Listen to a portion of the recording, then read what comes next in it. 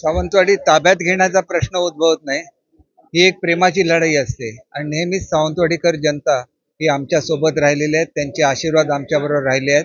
त्याच्यामुळे आमचा विजय निश्चित आहे आणि हा विजय आम्ही खऱ्या अर्थाने जनतेला समर्पित करू आणि त्यांना चांगला कारभार देऊ। या लढाईकडे कसं बघता का? रॅलीमध्ये तुम्ही म्हटलं की जर ही लढाई असेल तर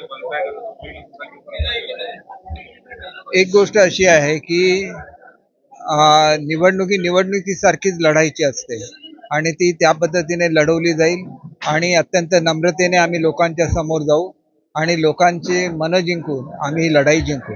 आज तुम्ही जो मुहूर्त काढलाय बघितलं तर चारही ठिकाणी उमेदवारी अर्ज काय कसं काय नाही, आजचा शुभ मुहूर्त आहे म्हणून आज भरतोय, नाहीतर आम्ही उद्या भरले असते। शेवटी असं आहे की आम्हाला सगळे अर्ज भरून ठेवायलाच लागतील। युतीची जरी बोलणी चालू होती तरी अजून ही बोलणी योग्य त्या दिशेने चालू नाहीत की अजून ती प्रत्यक्ष सुरू झालेली नाही आहेत। त्याच्यामुळे सर्वच्या सर्व उमेदवारी अर्ज आम्ही दाखल केलेले आहेत आणि युती नाही झाली तर मैत्रीपूर्ण लढत आम्ही करू। युतीबाबत काय अजून प्रस्ताव आहे का? नाही, हे मला कळू शकणार नाही, कारण आम्ही प्रस्ताव दिलेला होता आणि त्यांच्याकडून रिस्पॉन्स यायचा आहे। त्याच्यामुळे त्यांनी आपली यादी पाठवलेली आहे वरिष्ठांकडे आणि त्यांना काय रिस्पॉन्स येतो हे आम्हाला कळणार नाही। त्यांनी कळवलं तर आम्ही अवश्य बोलणी करू। कणकवलीमध्ये काय कणकवलीबद्दल मला काही बोलता येणार नाही, कारण कणकवलीची मला माहिती नाही, परंतु तिन्ही ठिकाणी शिवसेना सक्षमपणे ही निवडणूक लढवेल आणि निवडणुका जिंकेल। युती जर झाली नाही तर सावंतवाडी तुमच्या होम पिचवर भाजप बरोबर थेट तुमचे रंगत पाहायला मिळणार आहे। कशी असेल प्रचाराची रणधुमाळी? हे बघा, नेहमी मैत्रीपूर्ण लढत ज्याला आपण म्हणतो त्याला रणधुमाळी हा शब्दच योग्य नाही।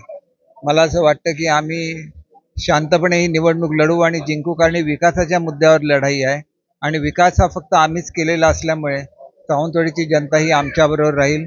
दुसरी गोष्ट अशी आहे की आमचा उमेदवार हा सर्वसामान्य कुटुंबातील उमेदवार आहे।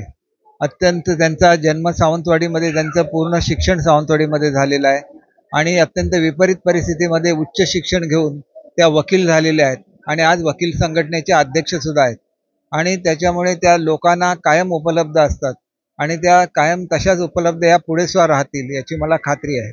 काल फडणवीसांनी दुसरा म्हटलेलं होतं 50% महाराष्ट्रातील लढती या युतीतील होतील आणि 50% सोबळावर होतील। अशा वेळी तुम्हाला वाटत नाही की उभाटाची लढताना त्याचा फायदा, दोन मित्रांचा फायदा तिसरा शत्रू होता असं वाटत नाही का तुम्हाला? हा विचार शेवटी भाजपने केला पाहिजे। आम्ही युतीची तयारी सुरुवातीपासून दाखवलेली होती आणि ती युती व्हावी अशीच आमची इच्छा होती, परंतु जर भाजपकडून तसा प्रस्ताव आला नाही किंवा आमचा प्रस्ताव त्यांनी स्वीकारला नाही तर मग आमचा सुद्धा नाईलाज असतो आणि त्याच्यामुळे याचा फायदा तिसऱ्यांना होणार नाही याच्यासाठी आम्ही निश्चितपणे काळजी घेऊ आणि आम्ही ताकदीने निवडणुका लढू आणि त्या जिंकू।